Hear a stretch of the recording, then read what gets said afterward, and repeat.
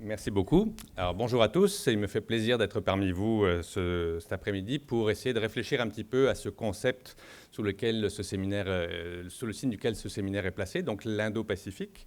Est-ce que c'est une réalité profondément ancrée? Est-ce que c'est une nouvelle mode? Peut-être un petit peu des deux. Donc essayer d'alimenter un petit peu cette réflexion, des éléments que je voudrais partager avec vous sur la genèse et le sens du concept d'Indo-Pacifique.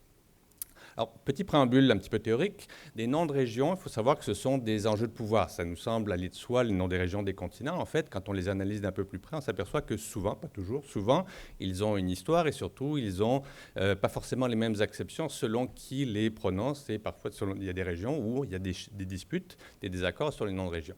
Ce sont donc des lectures subjectives selon les périodes, selon les acteurs qui posent ces noms. Savoir qui nomme la région peut être important. Je donnerai deux exemples. Sur la Russie, par exemple, la Russie est-elle un pays d'Europe ou un pays d'Asie? La question s'est beaucoup posée dans les années 60, lorsque le général de Gaulle en France disait bah oui, l'Europe, ça va de Brest jusqu'à l'Oural. Il militait, il plaidait pour qu'on inclue l'Union soviétique à l'époque dans les instances européennes. Tout le monde n'était pas d'accord avec lui. Pour la Turquie, comme vous le savez, il y a aussi tout un débat. Est-ce que la Turquie est en Europe ou est-ce qu'elle est en Asie? Est-ce qu'elle peut à ce moment-là prétendre à être admise au sein de l'Union européenne? Tout le monde n'est pas d'accord là aussi. Bon, en Asie, il faut savoir qu'il y a aussi eu des genèses de ce qu'on appelle des régionnismes en géographie. Par exemple, l'Asie du Sud-Est, c'est un concept qui est une création occidentale, largement américaine, qui apparaît pendant la Seconde Guerre mondiale, qui a ensuite été investi d'un fort sens, un sens important, par les pays de la région, qui ont fondé l'ASEAN, donc, et qui donc maintenant ont structuré ce sens, ce régionnisme qui est complètement admis. Mais il faut savoir qu'il a donc une histoire et que ça n'a pas toujours été évident que cette région s'appelait l'Asie du Sud-Est. On peut penser par exemple aussi à l'Asie-Pacifique, une création en 1989 à l'initiative de l'Australie et du Japon, qui a ensuite été rapidement repris par les États-Unis pour des raisons politiques, avec des objectifs très clair. L'Australie et les États-Unis souhaitaient ancrer leurs États dans une région qui connaissait un fort dynamisme économique. On avait peur de se laisser de côté de ces régions qui connaissaient donc une très grande croissance économique. Pour le Japon, on voulait s'assurer de la persistance, de la permanence et de l'ouverture des États-Unis dans la région, la permanence de la présence américaine dont on avait besoin au Japon de se rassurer de ce côté-là. Donc c'est un concept qui était relativement flou, qui était porté par une instance, l'APEC, au rôle qui était politiquement et économiquement relativement modeste. Vous voyez ici deux illustrations qui montrent justement des géographies variables de ce concept d'Asie-Pacifique. On pourrait y revenir, mais ce n'est pas le thème principal. Donc déjà, on voit que l'Asie-Pacifique, qui semblait aller de soi dans les années 90, avait des définitions qui étaient variables selon les auteurs des études ou des appellations. Alors l'émergence du concept d'Indo-Pacifique est beaucoup plus récente. On peut la retracer par exemple à 2007. C'est essentiellement à l'initiative du Premier ministre Shinzo Abe, qui prononce un discours en Inde où il parle de la confluence des deux mers, des deux océans, il parle de Broader Asia, et puis à partir de 2016, on voit que dans la diplomatie japonaise, on commence à utiliser le concept d'Indo-Pacifique dans l'expression Free and Open Indo-Pacific. En 2011, la secrétaire d'État américaine Hillary Clinton avait évoqué le concept. En 2012, l'Australie avait aussi intégré ce concept dans les documents stratégiques. Et puis, c'est à partir de 2017 que l'administration américaine, sous l'administration Trump, intègre fortement ce concept d'Indo-Pacifique. Donc, on voit que c'est quelque chose qui est maintenant largement communément admis, mais qui a aussi eu une histoire, une genèse que l'on peut dater. C'est un concept qui demeure à contenu multiple. Selon les États, on s'aperçoit que les conceptions, les compréhensions du concept d'Indo-Pacifique sont variables. Par exemple, pour les États-Unis, c'est vraiment quelque chose que l'on conçoit comme un ensemble de relations bilatérales, qui est quelque chose qui est essentiellement placé sous le signe de la sécurité stratégique, en pensée en creux dirigée implicitement contre la menace que pourrait représenter la Chine à plus ou moins longue échéance. Pour le Japon, cette connotation de sécurité, elle est aussi présente, quoique moins articulée. Pour le Japon, on insiste aussi bien davantage sur, certes, la défense des valeurs, mais aussi sur la coopération. Donc il y a une certaine convergence entre le Japon et les États-Unis, le concept très fort de sécurité, mais avec des nuances dans la mesure où le Japon insiste beaucoup aussi sur une certaine ouverture, une certaine coopération à maintenir avec les voisins. Une vision beaucoup plus inclusive que l'on peut relever par exemple dans l'Indonésie, qui a beaucoup plaidé au sein de l'ASEAN pour justement l'inclusion du concept d'Indo-Pacifique, qui n'allait pas de soi au sein de l'organisation. Donc l'Indonésie qui voyait d'une part la possibilité d'asseoir un rôle important pour l'organisation et pour l'Indonésie elle-même, qui insiste beaucoup plus sur justement le rôle inclusif du concept. Il s'agit de rassembler bien davantage que de diviser. Bon, c'est aussi la même chose du côté de l'Inde, où certes on se rapproche des Occidentaux à travers le Quad,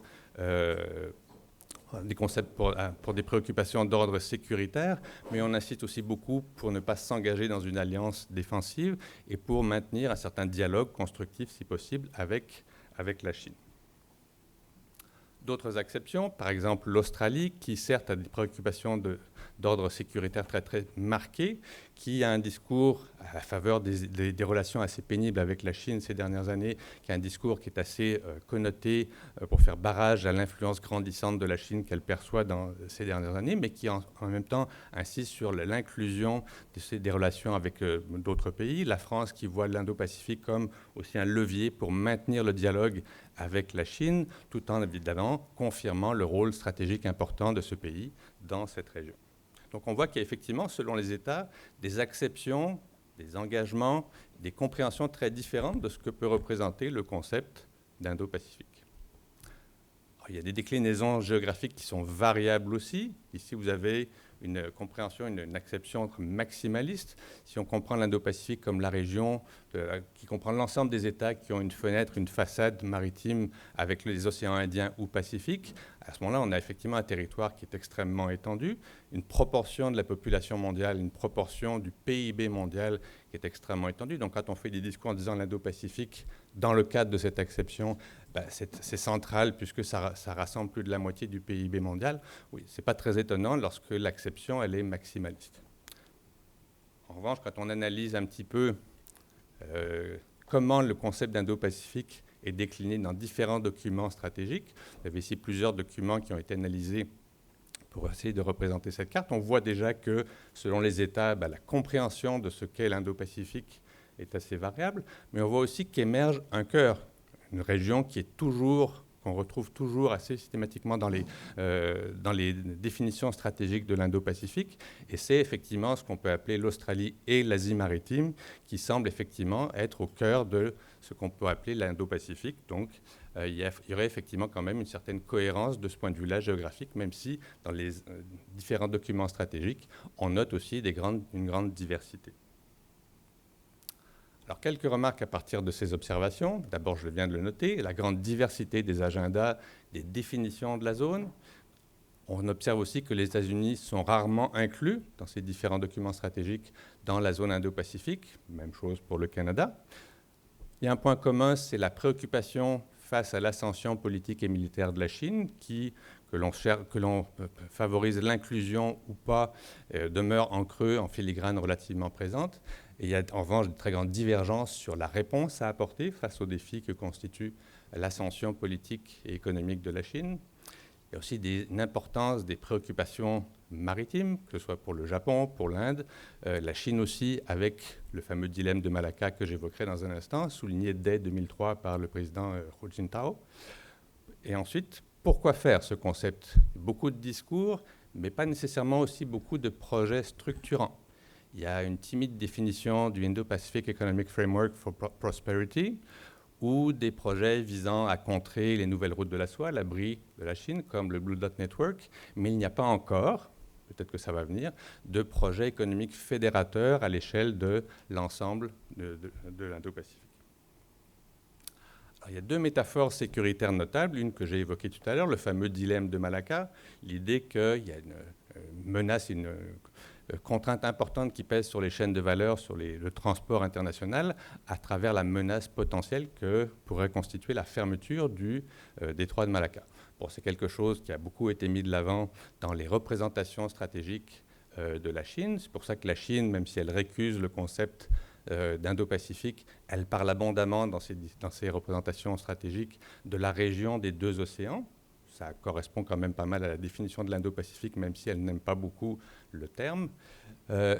c'est un concept assez similaire que l'on a développé du côté du Japon, où, à cause de la dépendance envers l'approvisionnement des matières premières qui passe pour l'essentiel par le détroit de Malacca, on se montre aussi très sensible à cette idée d'un blocage potentiel du détroit de Malacca. Bon, pour revenir un petit peu sur la pertinence de ce concept, c'est vrai que potentiellement le commerce maritime pourrait être entravé par un blocage du détroit de Malacca. En revanche, il faut aussi garder à l'esprit que ce blocage ne saurait être permanent et rédhibitoire. Il y a toujours des routes alternatives à travers d'autres détroits de l'archipel indonésien. On peut aussi contourner l'Australie par l'est. Évidemment, ça entraîne des surcoûts, mais ça ne paralyserait pas définitivement l'économie de la région. Donc effectivement, on surjoue beaucoup la menace potentielle que pourrait représenter le blocage du détroit de Malacca.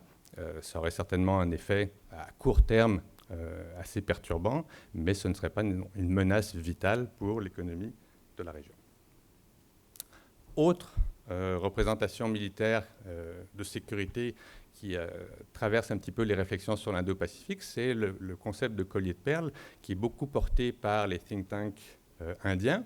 Ce sont eux qui sont à l'origine de ce concept. L'idée, c'est que la Chine aurait entrepris la construction de nombreux points d'appui portuaires à travers l'Asie du Sud-Est et surtout l'océan Indien pour encercler peu à peu l'Inde de ces points d'appui qui seraient donc autant de bases navales potentielles pour la marine chinoise.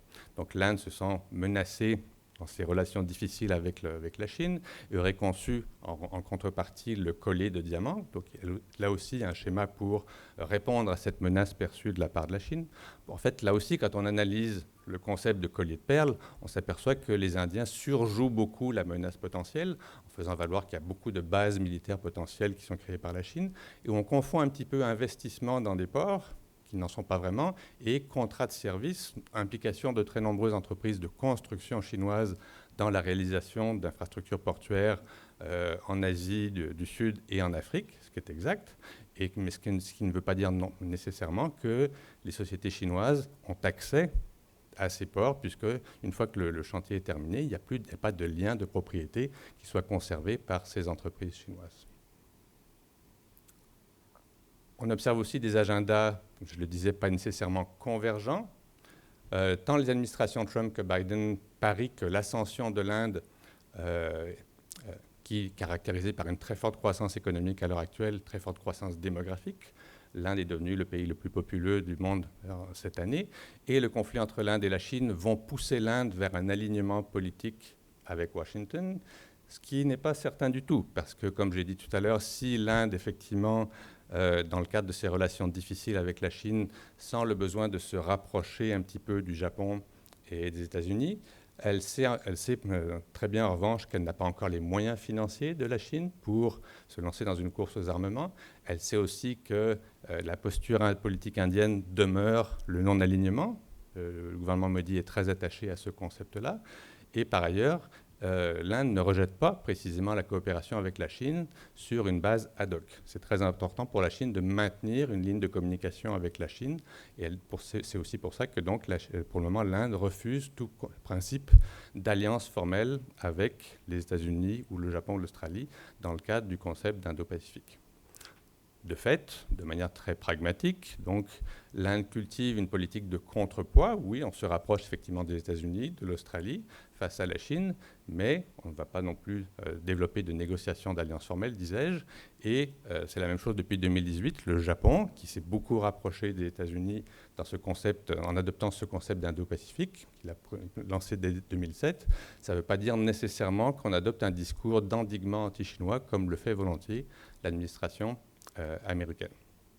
Par ailleurs, les politiques commerciales des États-Unis du type America First produisent aussi des conflits commerciaux, même avec les partenaires de l'Indo-Pacifique.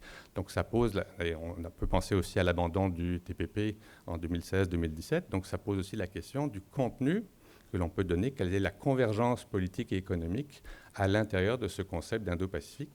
On voit que la convergence, elle est incomplète, et qu'elle connaît justement des ratés à travers le temps. Alors l'Indo-Pacifique, finalement, à quoi cela sert-il et quelle unité est-ce qu'on peut lire dans cette région? Alors il n'y a effectivement aucune justification particulière du point de vue commercial ou institutionnel ou humain. L'Indo-Pacifique, c'est vrai que c'est une construction politique relativement récente, une construction politique tout comme l'Asie-Pacifique l'était à son époque, dans les années 90. Elle est le seul élément vraiment structurant que l'on peut observer à propos de l'Indo-Pacifique, c'est, comme je disais tout à l'heure, c'est ce qu'on peut appeler l'Asie maritime, donc l'ensemble des façades asiatiques de l'océan Indien et de l'océan Pacifique, en incluant l'Australie. Mais c'est une définition évidemment qui ne satisferait que très imparfaitement Washington ou la France, par exemple, qui se verraient exclus de cette définition géographique. On a des motivations qui sont largement en réaction. Donc le concept d'Indo-Pacifique, tout comme le concept d'Asie-Pacifique en son temps, sont largement créés en réaction à l'ascension de la Chine. Il y a effectivement des objectifs de sécurité qui préoccupent l'ensemble des partenaires qui structurent à l'heure actuelle la construction de l'Indo-Pacifique, avec des aspects défensifs de diplomatie d'isolement de la Chine. Mais il n'y a pas beaucoup de rôle de proposition économique pour le moment. Or, précisément, ce n'est pas le problème de la Chine qui, elle, a encore, passez-moi l'expression, le vent dans les voiles avec les nouvelles routes de la soie, un fort rayonnement commercial, une forte attractivité économique, même si, effectivement, depuis quelques années, ce projet des nouvelles routes de la soie connaît des vicissitudes, un certain nombre de ratés qui demandent à la Chine de s'adapter dans le déploiement de cette politique. Bref, il reste encore à investir ce concept d'Indo-Pacifique d'un sens pratique et surtout d'un sens partagé. Voilà les réflexions que je voulais partager avec vous, et donc il me fera plaisir de répondre à vos questions tout à l'heure.